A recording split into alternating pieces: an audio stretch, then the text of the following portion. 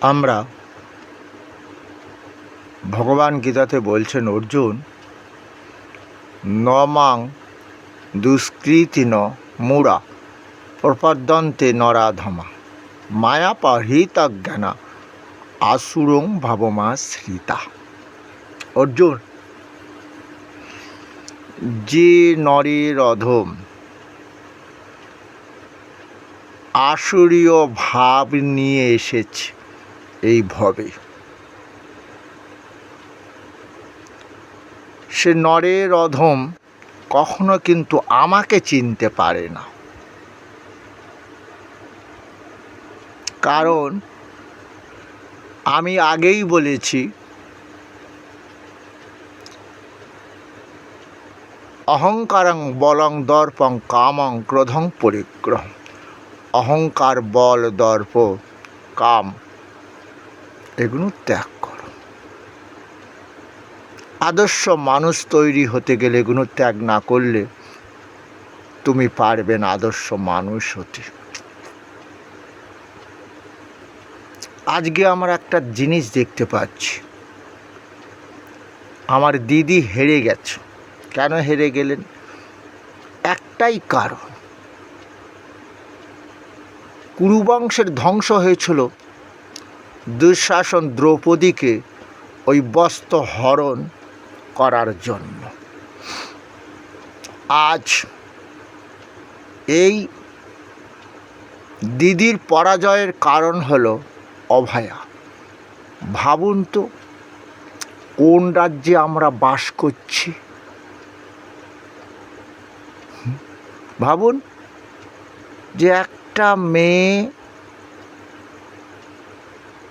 একজন ডাক্তার মরে যাওয়া মানে কোটি কোটি মানুষের ক্ষতি হয়। এটা কি জানেন আপনারা?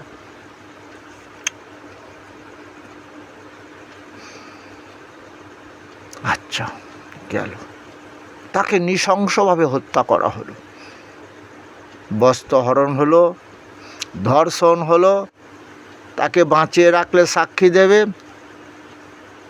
তাহলে দাগি আসামি ধরা পড়ে যাবে। এই স্ক্যান্ডেল রটতে যা না পারে তাকে মেরে দেওয়া হলো। মেরে আবার পুড়িয়ে দেওয়া হলো। শ্মশানে নিয়ে গেল, তাড়াতাড়ি ডেড বডি পুড়িয়ে দিল। চিন্তা করতে পারেন দেশে আইন কিছু আছে?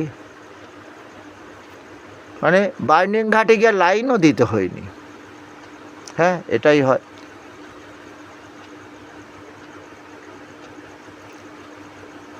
রাজা, যেমন তোমাদের মনে আছে, রবি ঠাকুর দুঃখ করে বলেছিলেন, এ জগতে হয় সেই বেশি চাই, আছে যার ভুরি ভুরি, রাজার হস্তে করে কাঙালের ধন। হ্যাঁ, কাঙালের ধন চুরি করে কাঙালকে এইভাবেই মেরেও দেয়। কেন? তার রাজপথ যে হাতে আছে, সে যেটা করবে সেটাই হবে। আমি আগেই বলেছি, আমিত্ব ত্যাগ করো, অহংকার আমার ত্যাগ করো, অহংকার হয় না। তিনি এখনও বলছেন, আমি গদিতে বসে থাকবো, আমাকে কেউ নড়াতে পারবে না। কিন্তু উনি নিজে জানেন না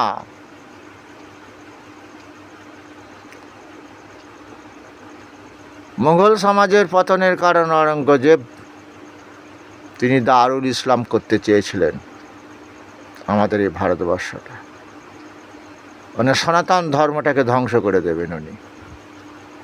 যে সনাতন ধর্মটার সৃষ্টিকর্তা কে জানো? কৃষ্ণ। কে সে কৃষ্ণ?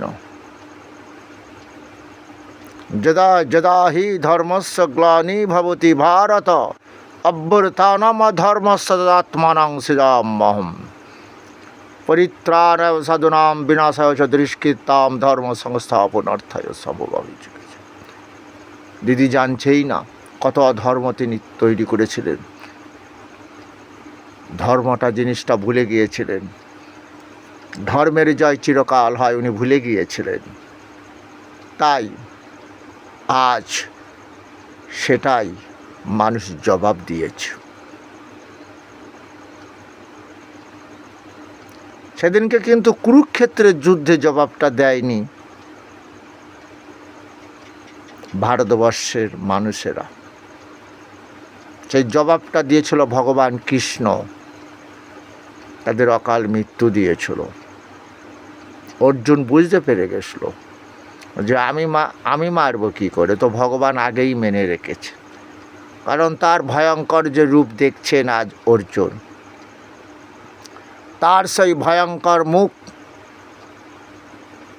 বৃহৎ দন্তসন্ধি, সেই ভগবান মুখের মধ্যে লেলিহান শেখার মতো জ্বলছে। দেখছে অর্জুন, দেখছে ওরে বাবা একই রূপ তোমার কৃষ্ণ।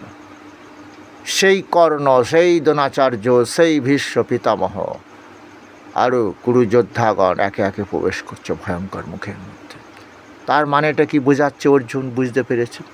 তাহলে আমি যাদের মারতে মায়া করছি তারা তো মরেই গেছে, ওই যে ভয়ঙ্কর মুখের মধ্যে তারা প্রবেশ করছে। আর ভগবানের ভয়ঙ্কর সেই দন্ত সন্ধি দিয়ে তাদের কখনো চর্বণ করছেন, কখনো লেহন করছেন। অর্জুন ভয় পেয়ে গেছে, অর্জুন বুঝতে পেরে গেছে তুমি সেই কৃষ্ণ, অনাদি আদি গোবিন্দ, পৃথিবীর বুকে পাপীদের এইভাবে বিনাশ করে ধর্মরাজ্য প্রতিষ্ঠা করো।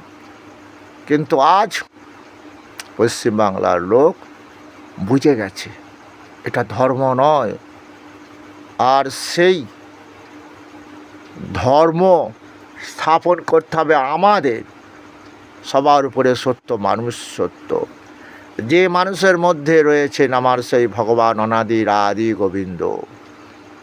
সর্বস্ব চহং হৃদি সন্নিবিষ্ট মত্ত স্মৃতিজ্ঞানমপহঞ্চ বেদৈস্য সর্বরহমেব বেদ্য বেদান্ত ক্রীদ বেদে বিদেবচহম। অর্জুন, আমি সেই কৃষ্ণ, সমস্ত জীবের হৃদয়ে আছি, তাদের স্মৃতি শক্তি জ্ঞান আমি দিয়ে থাকি, বেদান্ত কর্তা বেদবিদ।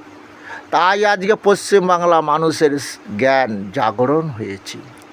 যে জ্ঞান জাগরণের ফলে তোমরা কোনো দিন চিন্তা করেছো 90% ভোট, 90% ভোট, 99, 90, কোনো জায়গায় 80 নয়, যেটা আমরা দেখেছিলাম লোকসভা, গত বিধানসভার ভোটও হয়তো 70, 62 এরকম দেখেছি ভোট। কিন্তু আজ কি দেখলাম, তারা জাগরণ হয়েছে, ধর্মরাজ্য প্রতিষ্ঠা করতে হবে আমাদের। তাই তো তারা এইভাবে আগিয়ে এসেছে। তাই এখানে একটাই জিনিস দিদি ভুল করে ফেলেছিলেন, পয়সা দিয়ে ভোট নেওয়া যায় না। তারা গরিব, তারা গরিব সত্য, পয়সার লোভ দেখানো হলো, তারা আমাকে ভোট দেবে এটাই ভাবলেন। 1,500 থেকে 3,000 নাকি, ও যাই হোক, এটা হয় না, হয় না। শাসন বলে কিছুই ছিল না পশ্চিমবাংলার বুকে। আমার পাশের গ্রাম নোটনি, যার অশোকনগর থানা, উত্তর 24 পরগনা, সেখানে জলের ট্যাঙ্কি বসবে। আমরা আশায় আছি, জল খাবো, গঙ্গার জল খাবো, শুদ্ধ জল খাবো, আর্সেনিকযুক্ত জল খেতে হবে না। কিছু দেখলাম, সে কন্ট্রাক্টর বলছে নাকি তার সব চুরি হয়ে গেছে, সে কন্ট্রাক্টর এখন চলে গেছে, পালিয়ে গেছে, সে আর জলের ট্যাঙ্কি হবে না। পাশের গ্রাম সমুদ্রপুর, সেখানে আবার জলের ট্যাঙ্কি তৈরি প্রায় হয়ে গেছে, ওরা কদিন পরে হয়তো জল খাবে। তোমরা শুনতে পেয়েছো? এটা তো একটা সাধারণ উদাহরণ দিলাম। আমি জানি যে সিপিএমের আমলে এত অত্যাচার দেখিনি। তৃণমূল যখন এলো খুব ভালো কাজ হলো, হসপিটাল পরিষ্কার হলো, হসপিটাল শুধু নয় কাজ করছে সব কর্মীরা, ঠিকই আছে। কিন্তু কি হলো বলো তো, সবাইয়ের যেন একটা মনে হলো আমাদের বাবা কেলে সম্পত্তি সব এবার আমরা ভোগ করবো ইচ্ছা মতো। সেই দুর্যোধন যেমন ভোগ করতে চেয়েছিল, হ্যাঁ, ন্যায্যাধিকার থেকে বঞ্চিত করে পঞ্চ পাণ্ডবদের পুড়িয়ে মেরে দেবো, বারাণবাতে রাজ প্রসাদ বানিয়ে দিয়েছে লাক্সা দিয়ে।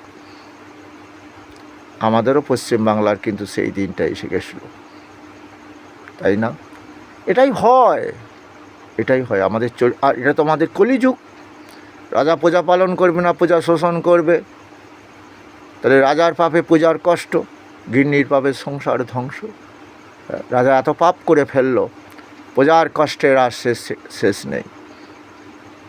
ঠাকুর রামকৃষ্ণ বললেন, আদলি রেপিট আর ওপিট, উল্টালে যোগ পাল্টালে যা। আমার মনে হয় ঠাকুর বলেছেন যে কথাটা সত্য। তবে পশ্চিমবাংলার বুকে আমাদের নিশ্চয়ই উচিত কেরালার মতন উচ্চশিক্ষিত তারা 5 বছর অন্তর আমাদের এই রাজা পাল্টানোর দরকার, পার্টি পাল্টানোর দরকার আছে। এটাই আমার মনে হয় আমাদের বাঁচার একটা রাস্তা হবে পশ্চিমবাংলার বাসীদের। তখন কেউ বাবা খেলে সম্পত্তি মনে করবে না। আর ওই যে এই জগতে হয় সেই বেশি চায় আছে যার ভুরি ভুরি, রাজার হস্তে করে সমস্ত কাঙালের ধনচুরি। দেখেছ কত অত্যাচার। সরকার পারে না যে চিট ফান্ডের টাকাগুলো কত গরিব লোক আজকে পয়সার জন্য ধুঁকছে। আমি চিট ফান্ড করিনি, যদিও নেই ওই টাকা আমার, তবে এক সময় আমি পেয়ারলেস করতাম। তখন পেয়ারলেস কোম্পানি কিন্তু ওটা মানে সিপিএমের আমল দিয়ে দিয়েছিল, কারো পয়সা মারে। বুঝতে পেরেছ? এখন রাজা যদি 2 নম্বরই হয়, সেই কোটি কোটি সেই রাজার মানে দেখেছ এমএলএ এমএমপিগুলো কীভাবে টাকা আত্মসাৎ করছে সব শুনতে পেয়েছ? সুইডিশ ব্যাংকে রেখে দিয়ে আসছে। চিট ফান্ডের টাকা তারাই নিয়েছে, বেশি টাকা নিয়েছে তারা ধামাচাপা দেওয়ার জন্য। মানে বিচার করবে এমএলএ এমপি আমাদের পশ্চিমবাংলার কি ওটা হাইকোর্ট। হ্যাঁ, জানে তো সেসব আমাদের দলের লোক, আমরা ঠিক করে নেব, ওরা শাসনে আছে। এটাই তো হয়। যে রবি ঠাকুর জগৎকে দেখিয়ে দিয়ে গেল যে না, পাপান্ন খাবো না আমি, কারণ এই পাপটা আমাকে ভোগ করতে হবে।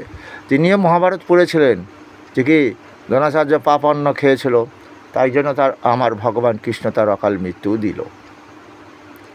এটাই আমরা ভুলে গেছি। তাই গীতা পড়ো, আদর্শ দেহ তৈরি করো। ওই যে নমাং দুষ্কৃত নমরা প্রপাদ্যন্তে নরাধমাম মায়াপারহিত জ্ঞানাসুরং ভবমাশ্রিতা। আসুরীয় ভাবের না অর্জুন, আসুরীয় ভাব নিয়ে যারা জন্মেছে তাদের চরিত্র কিন্তু এটাই হবে।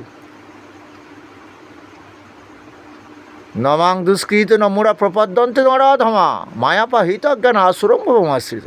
এই যে অসুরবৃত্তি করছে, আসুরীয় ভাব এনেছে, জানো এর কি গতি হবে? ও এখন কি করছে? সমাজে এমএলএ এমপি আছে, বিরাট নাম আছে, কিন্তু একদিন এর দেহের কী হবে? দেহি ন হস্মিন যথা দেহে কৌমারাং যৌবনাং জরা। কুমারকাল আসবে, যৌবনকাল আসবে, এরপরে জরাকাল আসবে, দেহটা ধ্বংস হয়ে যাবে, একাধিক রোগে শোকে জর্জরিত হতে হবে। শুধু কি তাই, এরপরে কি হবে? এরপরে কী হবে জানো? আসরিং জনিমা পন্না মোরা জন্মনি মাম প্রাপ্যইব কন্ত তত জানতি অধমাঙ্গতি। ওর দেহটার মৃত্যু আমি দেব তো, মৃত্যু সর্বহরস্ব অহম উদ্ভবস্ব ভবিষ্যতম। আমি কৃষ্ণজীবের কর্মানুযায়ী যেমন মৃত্যু দিয়ে থাকি, ভবিষ্যতে এই আত্মা দিয়ে দেহ তৈরি হবে। কেন? ওই দেহ যে পাপ করেছে, পাপের শাস্তি ভোগ করতে হবে।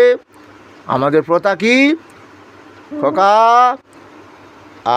আজ মহালয়া পিতৃতর্পণ করে আয়।